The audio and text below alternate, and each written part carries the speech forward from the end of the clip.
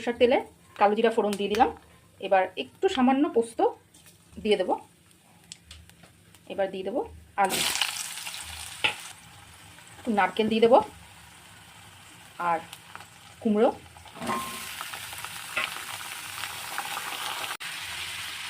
নুন, হলুদ, চিনি। একটু মিষ্টি মিষ্টি হলে রান্নাটা ভালো লাগবে। সিদ্ধ করা কাঁচকলার খোসা একই রকমভাবে কাটতে হবে, লম্বা লম্বা করে। এটা ভাজার সময়তেই আমি হাফ টমেটো একটু দিয়ে দিয়েছি আর কাঁচা লঙ্কা কুচি করে দিয়েছি। এবার আমি সর্ষে বাটা দিয়ে দিয়েছি, দেখো, দিয়ে এটাকে নাড়াচাড়া করব একটু জল দিয়ে। আর সেই জলটা আমি কাঁচকলাটা সিদ্ধ করা জলটা সেটা আমি এখানে দিয়ে দিচ্ছি। রান্নাটা হয়ে গেছে, শুধু নামানোর আগে একটু নারকেল কোড়ানো দিয়ে দেবো, ব্যাস।